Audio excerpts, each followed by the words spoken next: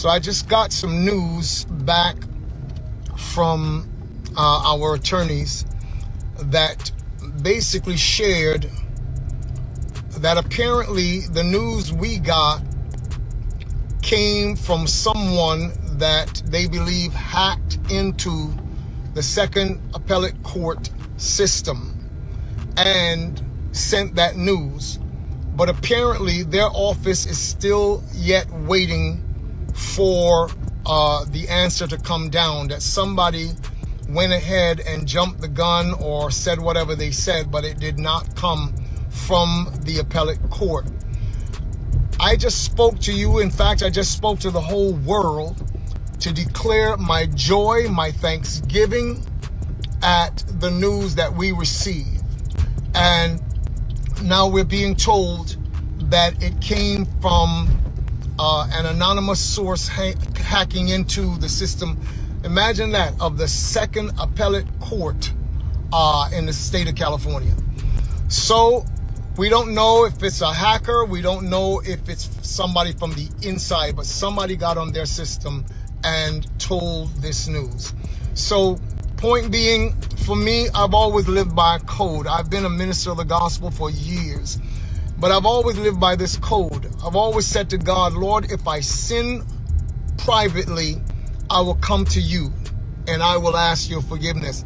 If I have a mess up publicly, then I will go to the public. It's a code that I've kept long before there was social media or even the internet. So what I just said to you just now, I think it is important for me to come back now and say to you that the news was not as we thought or as we had expected. However, we are still waiting for the word to come down. It has not yet come back from them. So I take my stand. I still believe God. It is interesting to me that, of all of the cases, be there celebrities, entertainers, or whoever they are, that someone would go to this great length where it concerns our son, Daystar, aka Tory Lanez. It's just really interesting to me, the length to which people are going. So it says to me, this is still spiritual warfare. There's still a battle at foot. And I refuse to hang my head in shame, because I know the God that I serve. I have known him and I have seen him do miracles from Africa to South America to North America to the islands of the sea. I have seen God in my life, and that's why when I stand confident in him.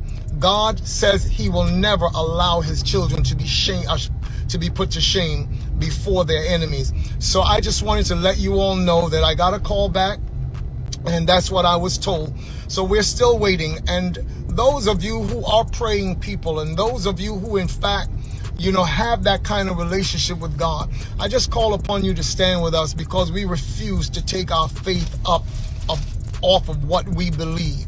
Indeed. So I just wanted to come back on here and let you know. God bless all of you. Love you guys with all of my heart. Thank you so much for the continued support that you've shown. And let me just say this lastly. It's interesting to me again that of all the persons that people will be doing the most to whether their intentions are good, whether they're evil, that I do not know. But it just again speaks to me of how strategic and important that Daystar Peterson is to everything that's going on out here. After hours of news about Tory Lanez being released from prison circulating all across the internet, his father has come out to clarify the whole issue. He has said that according to their lawyer, the court has come out to say that their system was hacked and the perpetrator went ahead and posted that information that Tory Lanez was being released from prison, but it's all a false. Tory Lanez isn't being released from prison. Rather, the court system was hacked and someone went ahead and posted the whole story. This has been bringing a lot of speculation for the last 24 hours because people really believe the information that Tory Lanez was truly being released from prison. And we saw his fans across the internet trying to congratulate him, telling him welcome back. But now the father has come back and clarified the whole issue through his Instagram video earlier today. And he has said that he thinks that his son is currently fighting a spiritual war, because how comes that one minute they receive information about his son getting out of prison, the next minute they're being told that it was nothing but just a hack and Tory Lanez isn't being introduced. We all know that the rapper is facing 10 years imprisonment for attempted murder of Megan Thee Stallion, and he has been trying to fight to get bail on his case, but there haven't been much success of late. And yesterday we saw Tory Lanez being sent to general population in prison after staying in isolation since the day that he was sentenced to jail. Now he is being taken to the general population is where each and every other prisoner stay, but in prison there are those who stay in isolation because of their status and for security purposes. But for Tory Lanez, it seems that he is not being treated as a celebrity like he expected, because he has been moved to general population yesterday, and a few hours after being released to general population is when the news about his release got leaked. So was it a coincidence, or is someone really behind all of this? According to the dad, he feels that his son is fighting a spiritual war, and his fans all across the world should pray for him, and he hopes that his son will come out victorious as he continues to pray for him and wish him all the best. And according to TMZ, they say that Tory Lanez is no longer getting isolated in prison due to his celebrity status. Instead, they're being told that he's been rubbing elbows in the yard with his fellow inmates. And according to a rep for the California Correctional Institute, he told TMZ a typical day for Tory consists of waking up around 6 or 6:30 a.m. before grabbing breakfast in the chow hall and then work release, a schedule that applies to roughly 96% of the prison population. It seems that Tory Lanez is now being treated like all the other prisoners and isn't given any celebrity status in jail. We are told work jobs range from various hands-on tasks such as plumbing, carpentry, and fixing air conditioners, but taking classes will also earn inmates work credits. And non-workers at North Khan State Prison apparently have the privilege of hanging out in the day room and rec area, where they are provided a table to connect with families. As for the second school of the day, lunches are provided in box form and inmates are allowed to eat them whenever. And if all goes well, Tori will have the opportunity to participate in education programs that offer certification and even master's degrees. There's also a slew of additional courses such as anti-drug program, alternatives to violence, and parenting classes.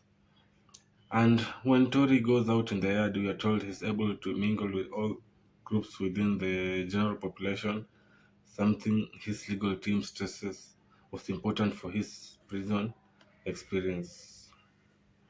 So we're being told that he is mingling well with all the groups. We all know that in prison, the general population is the riskiest area where you can find yourself in, especially if you don't know someone, or you don't know a group that can protect you while you're inside.